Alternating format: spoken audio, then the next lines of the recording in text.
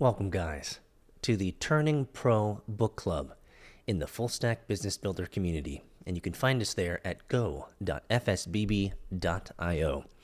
So, you've listened to the introduction, you've got the book, or maybe not, and you're interested in getting into the game of turning pro finally. So, this is our book club that you can find at fsbb.io. And I'm going to be going over the first 3 chapters today. The first 3 chapters are the human condition, 3 models of self-transformation, and my life as an amateur. For those of you who have the book, make sure that you read and take excellent notes. You'll want to do that. But for those who don't have the book, I'm going to read it out so you can be blessed and be benefited by it. For those who do, you can skip to the end for the application and the community questions. But let's just jump right in.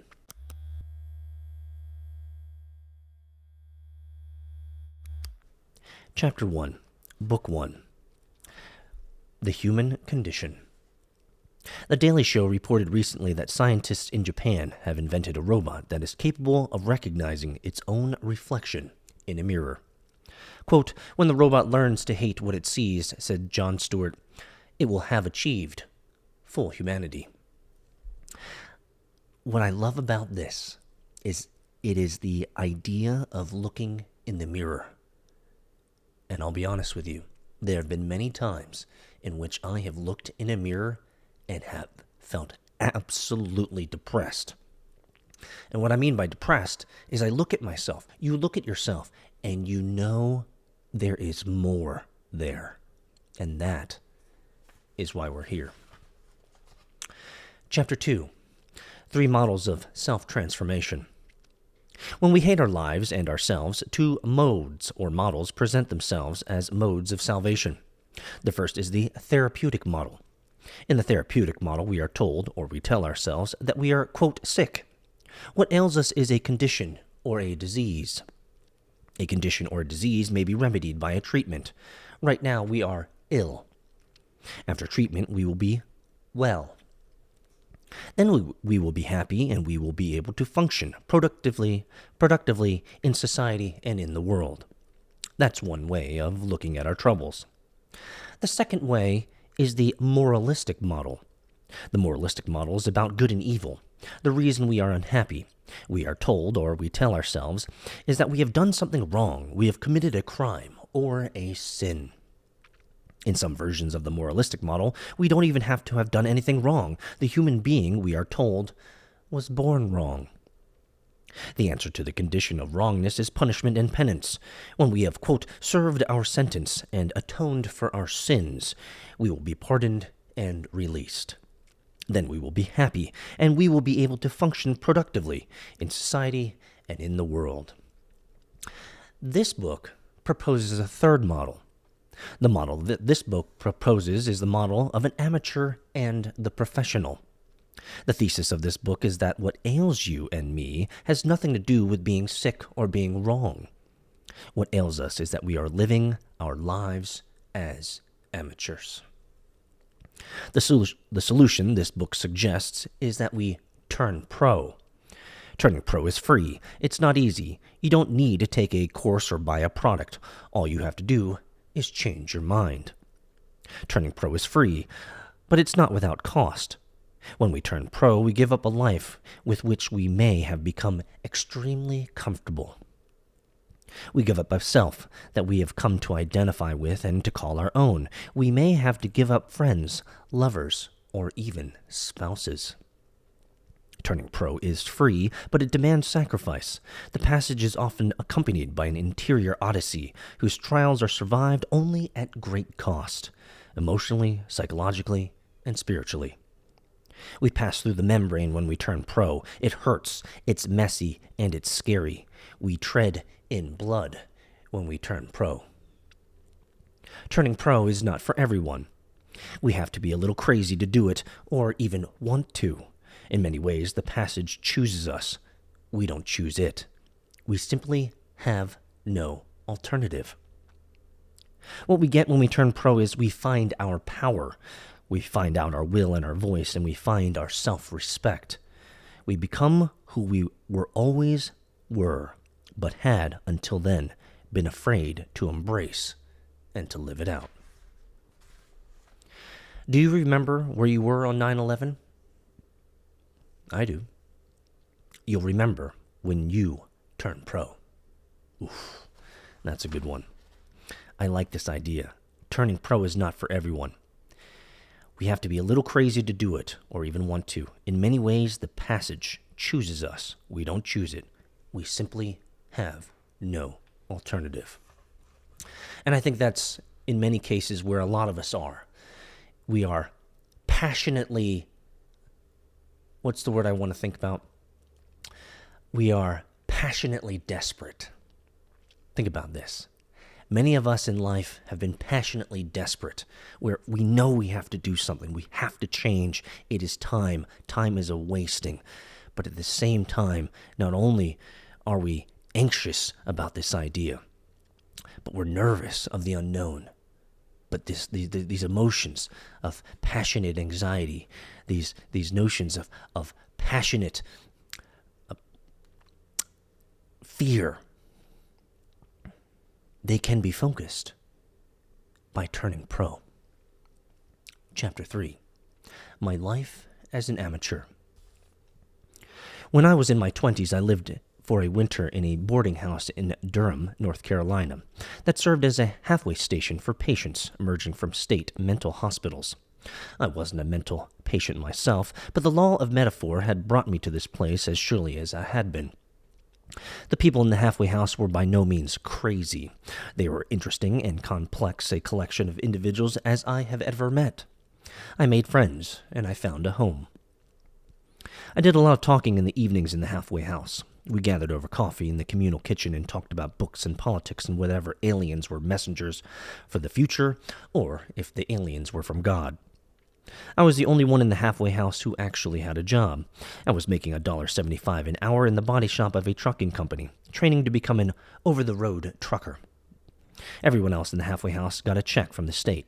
Social workers appeared from time to time to evaluate the people in the halfway house, to check on their progress and to counsel them in their reintegration into society and the real world. I began to wonder how I came to be in this house with these people. Why did I feel so at home? Was this my destiny? Then one night I had a dream.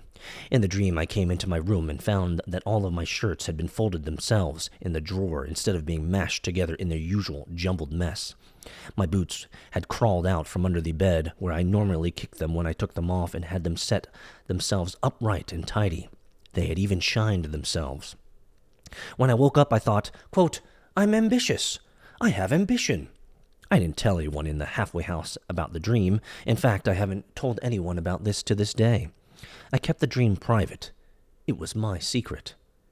It took me a long time to come to terms with the idea that I had ambition. I felt guilty about it.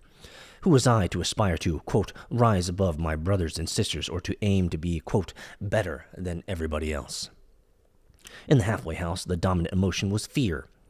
No one ever spoke of it, but the fear pervaded every centimeter of that space. Everyone in the house had, in his or her own way, experienced the disintegration of their personality.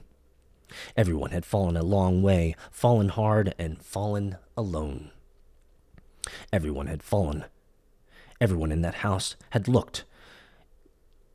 Everyone in that house had looked their own annihilation in the face, and it had scared the hell out of them. Oof. I decided that I had to leave that halfway house. I found a cinder block cabin along a highway in the country and rented it for $15 a week. I still have a photo of that house. That house had no electricity, no toilet, no running water, and no heat. It had a front door, but no back door. There were no windows and no furniture. I slept on a mattress that I pushed into a corner where the rain couldn't reach it. I cooked my meals outdoors and back, over a fire of pine kindling that I collected from the woods. I had started driving for the trucking company by then. I had been assigned my first loads and sent out on the road for the first time, so it didn't matter too much where I called home. Those nights I slept in the truck's sleeper berth. I ate my meals in cafes and truck stops on the road. The reason I keep a photo of that house is that it changed my life. To find that house and to move into it was my first act as an adult that embraced the idea of ambition. Ambition, as I have come to believe, is the most primal and sacred fundament of our being. To feel ambition and to act upon it is to embrace the unique calling of our souls. Not to act upon that ambition is to turn our backs on ourselves and the reason for our existence. Those first stirrings of ambition saved me and put me on the path to become an artist and a professional. Wise words from Stephen Pressfield in the first 3 chapters of Turning Pro. I have a couple questions for you if you've lasted this long, and you can post them in go.fsbb.io in the Turning Pro cohort. So, here's what I said. Leave your comments below.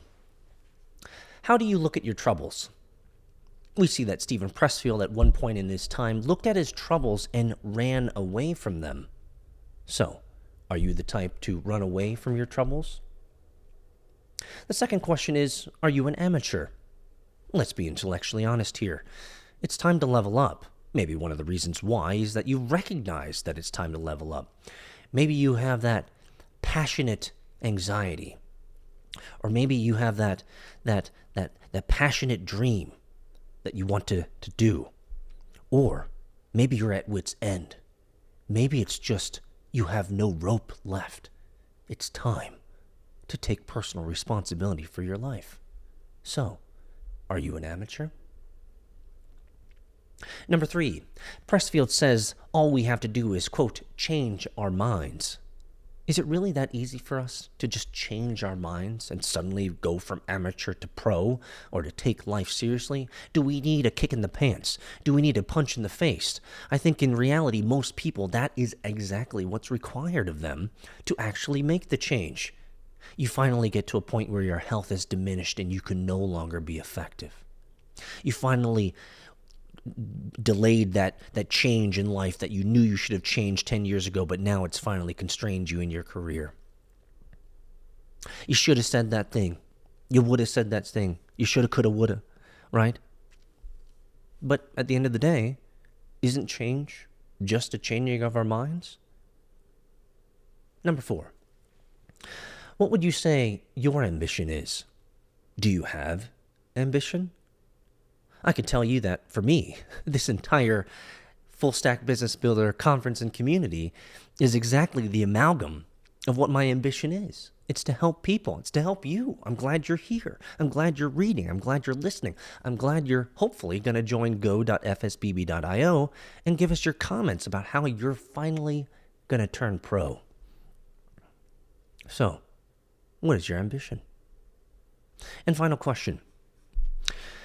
Where would you say your ambition is leading you this year? What must you do this year to make this year far better than any other year of your life? I can't wait to get jiggy with you guys. Let us know in the comments. I'll see you guys for the next cohort, chapters 4 and on.